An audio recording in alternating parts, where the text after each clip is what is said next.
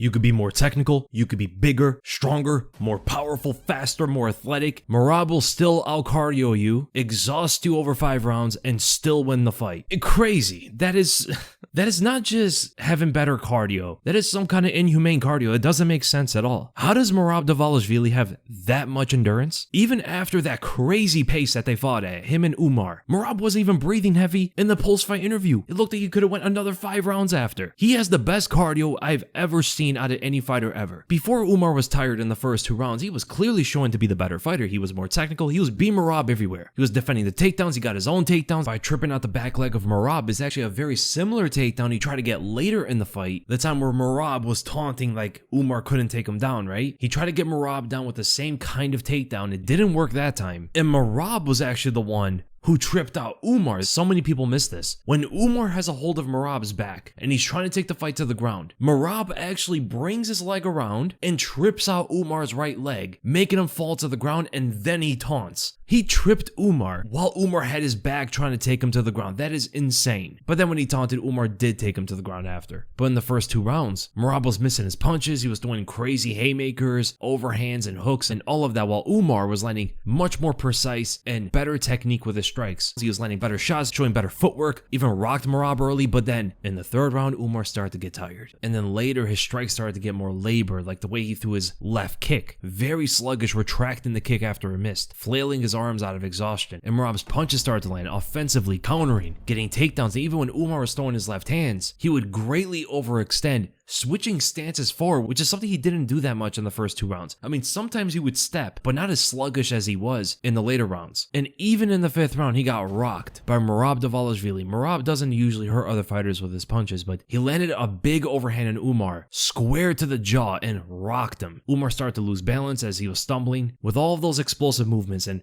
Merab constantly bringing the fight to him, non-stop. Even after getting hit by some big shots, big left hands, big kicks from Umar, Merab kept coming forward, and that will eventually exhaust you. It'll overload the nervous system. It'll make you question yourself in moments. I'm landing my best shots on this guy and he just doesn't go away. He doesn't even give you breathing space most of the time. You land a left hand on him, he's right back on you, moving forward and back, looking for his own openings, throwing out wild shots, going for takedowns constantly. He shot over 20 takedowns against a high-level Dagestani Sambo fighter. And then in the 4th and 5th round, Umar was exhausted. His punches were slower. He wasn't able to defend the strikes as much. His takedown defense got weaker. Tiring out your opponent will equalize the skill level, or put the better cardio fighter ahead of his opponent, because Umar is the more technical fighter. But just like when he fights everyone who's been more technical than Merab, because he's not the most technical fighter in the world. But if you cannot keep up that pace with him, he will become more technical than you during the fight. And I don't know a single fighter at bantamweight that can keep up with that pace. He already fought Sean O'Malley, Peter Yan, now Umar, Henry Cejudo, Jose Aldo, Marlon Moraes, various different opponents at the top, and no one was able to keep up with his pace. The fighter who did the best was actually Sean O'Malley, which is interesting. O'Malley showed the best cardio out of all of those fighters, the worst wrestler out of all of them. But I guess it's because of his reach and his height. Against Umar and Yan, he's able to fight at a faster pace because they're not as dangerous with that one-punch knockout power that O'Malley has. They're not as long and tall and as athletic as he is either. So one wrong mistake with his footwork and Merab could get knocked out. So that may be a reason as to why O'Malley showed the best cardio out of all these fighters.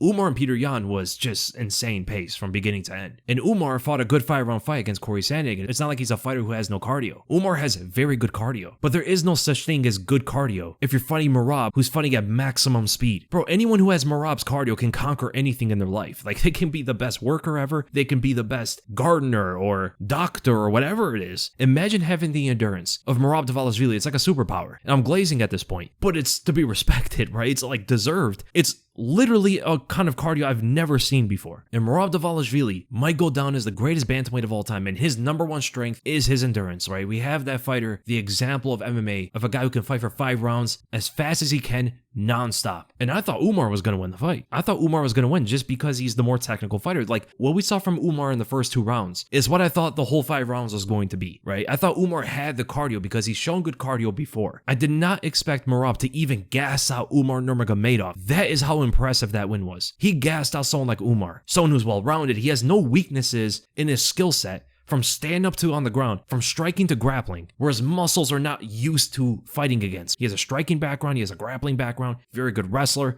He's done it all. He's been trained with the best. He's been trained with Habib and all his guys who all have crazy cardio too. And Merab gassed him out. No one else is gassing out Umar. No one. There's not a single fighter that's gassing out Umar except Merab. Merab can gas out any fighter in the world. And as long as he has that advantage against his opponent, I don't think there's a single bantamweight that will beat him. Unless he gets knocked out. There is always that chance. He walks into a punch and gets KO'd, you know? That performance was absolutely insane.